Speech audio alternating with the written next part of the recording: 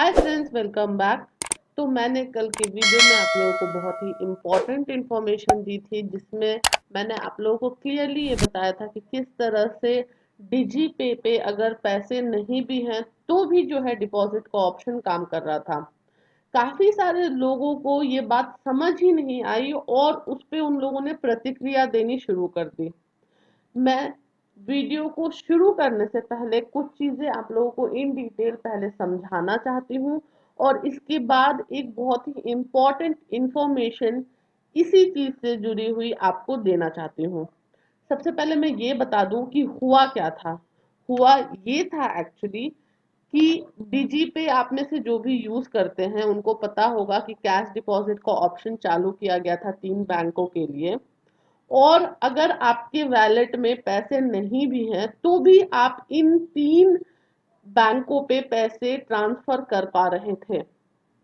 ये पैसे कहाँ से आ रहे थे वैलेट में, किसके पैसे थे, ये किसी को पता नहीं था। लेकिन ये जो पूरा सिस्टम है ये तकरीबन 4-5 दिन चला और इससे बहुत सारे वीएलई भाइयों ने पैसे ट्रांसफर किए हैं एयरटेल पेमेंट बैंक और जो भी 3 बैंक अवेलेबल थे इन पे। तो प्रॉब्लम ये आई कि अब सीएससी का कहना है कि ये पैसे सीएससी के थे और सीएससी को ये पैसे वापस किए जाएं। मैं कल की वीडियो में ये आप लोगों को बता रही थी कि जिस तरह से सीएससी प्रेशर बना रही है, जिस तरह से फॉलो अप कर रही है, जिस तरह से डरा रही है, धमका रही है, वो गलत है।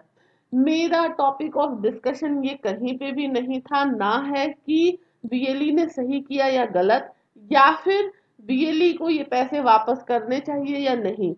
ये चीज मैं डिस्कस नहीं कर रही थी वीडियो पे और ना ही आज ये चीज मैं डिस्कस कर रही हूँ।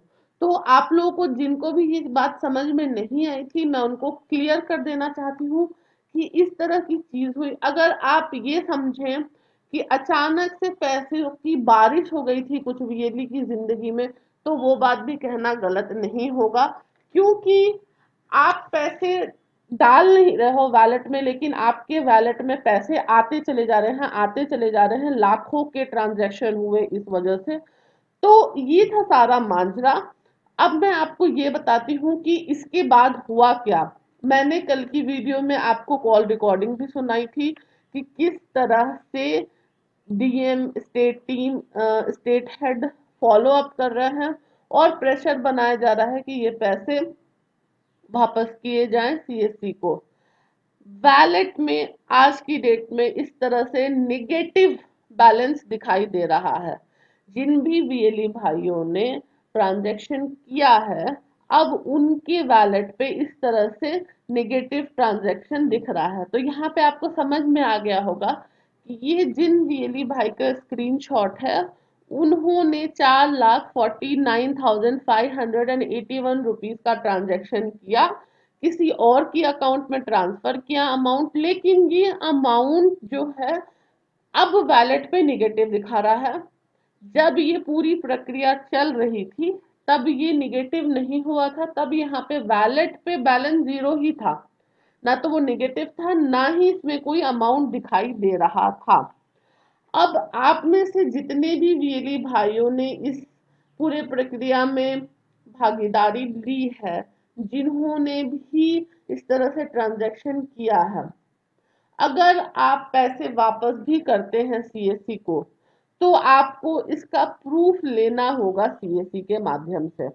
मैं कहना ये चाहती हूँ यहाँ पे कि सीएससी को सामने से आकर के आधिकारिक तौर पे ये घोषणा करनी होगी कि इस तरह का एक बग आया था, एक प्रॉब्लम आई थी उनके पोर्टल पे और इस वजह से इस तरह के कुछ ट्रांजैक्शन हुए हैं। साथ ही साथ सीएससी को ये भी बताना होगा कि ये पैसे किसके थे, कहाँ से आए, क्योंकि जब आप डिटेल्स चेक करेंगे कि ये पैसे कहाँ से ट्रांसफर हो रहे थे तो इसमें सीएससी का जिक्र नहीं आ रहा है। जी हाँ, आपने बिल्कुल सही सुना। तो ये भी एक रीजन है। इसके प्रूफ वगैरह भी नेक्स्ट वीडियो में आपको दूंगी, लेकिन अभी समझने की जरूरत ये है कि वीएलई को ये बातें सामने रखनी होगी सीएससी के कि अगर आप चाहते हैं कि हम ये पैसे वापस करें तो आपको हमें लिखित में देना होगा कि ये पैसे आपके द्वारा ही दिए गए थे और फिर आपको ही वापस मिल रहे हैं।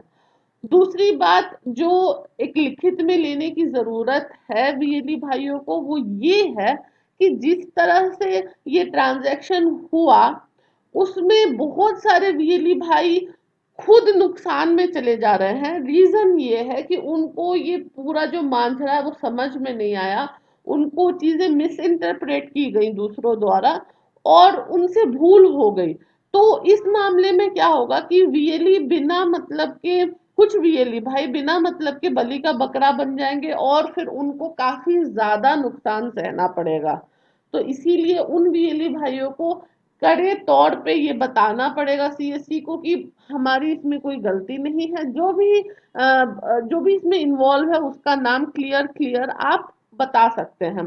तीसरी बात ये कि किसी भी तरह से सीएससी आपको ये नहीं कह सकती है कि आप अभी का अभी पैसा वापस करें, ये बिल्कुल गलत होगा। किसी भी तरह का प्रेशर डालना, क्योंकि सीएससी की तरफ से एक गलती हुई है जो गलती काफी लंबे टाइम तक चली और जिसकी आधिकारिक तौर पे कोई घोषणा भी नहीं की है सीएससी ने, इस चीज को आप प्रेशराइज करके पैसे निकालने की जो तरकीब लगाई है सीएससी ने, ये जो है पूरा गलत है तरीका।